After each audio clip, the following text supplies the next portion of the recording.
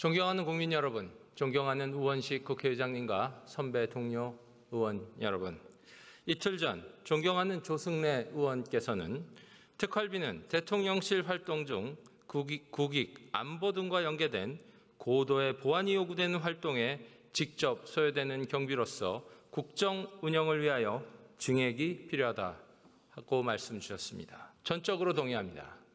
지난해 저와 국민의힘이 예결위에서 줄기차게 지속적으로 전달드렸던 의견입니다. 그러나 지난해 이 자리에 계셨던 의원 여러분들은 금일의 주제인 대통령 특수활동비를 전액 단호하고 깨끗하게 삭감하셨습니다. 왜 그렇게 하셨습니까? 지난 겨울 그리고 봄, 저희는 내전에 가까운 정치적 격변을 겪었습니다. 그 격변은 지난해 11월 29일 예산안 일방 삭감 이후에 터져나왔습니다. 그리고 그 예산안 일방 삭감 중에 핵심 항목이 바로 대통령 특수활동비입니다. 30여 차례 줄탄핵, 예산안 일방 삭감, 국정마비, 아마 이런 구호들을 들어보셨을 것입니다. 탄핵을 반대하며 거리로 쏟아져 나오셨던 국민들이 하셨던 반론할 기회가 충분히 있으니까요. 토론할 때는 토론을 들으시죠. 근본 대통령 특수활동비의 부활에 대해서 우리는 이 국민들에게 어떠한 설명을 할 수 있습니까? 어디에 쓰는지 모르는 특수활동비를 삭감한 것인데 이것 때문에 살림을 못하겠다고 하는 건 사실 좀 당황스러운 얘기이다. 지난해 12월 당시 이재명 당대표께서 하셨던 말씀입니다. 영수증도 내역도 소명도 없는 쌈짓돈이다. 지금 용산 대통령실 대변인이신 강유정 당시 원내 대변인께서 하셨던 말씀입니다.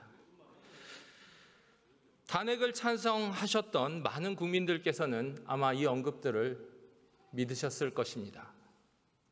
그럼 이제 우리는 이 국민들께 근본에 부활하는 대통령 특수활동비를 어떻게 설명해야겠습니까?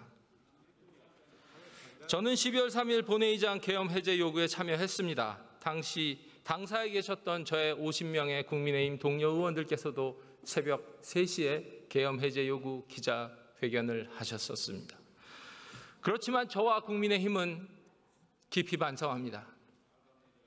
결코 선택해서는 안 되는 수단을 당시 대통령이 선택했었기 때문입니다.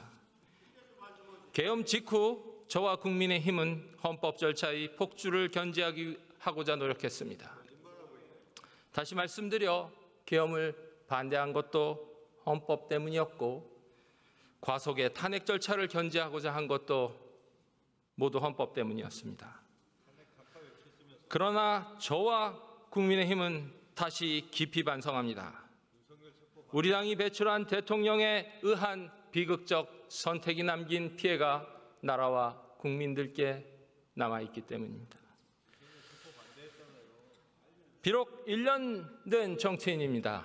그렇지만 저는 제가 정치를 하는 한 헌정사에 남은 이 오점에 대해서 계속 사과드리고 반성드릴 생각입니다. 그래서 같은 논리로 요청을 드려봅니다. 이재명 대통령께서는 대통령 특수활동비를 일방 삭감하셨던 과오가 있으십니다. 국가 원수이자 군 통수권자이자 행정부 수반인 대통령의 손발을 자르셨던 이 과오에 대해서는 국민들께 사과를 해 주십시오. 이재명 대통령의 성공을 기원합니다. 대통령의 성공이 나라의 성공이고 국민들의 행복이라고 믿기 때문입니다. 그런데 성공하시려면 아마 특수활동비가 필요하실 겁니다. 41억 2,500만 원의 특수활동비를 확보하십시오. 그러나 국민들께 진정성 있는 사과는 부탁드립니다. 감사합니다.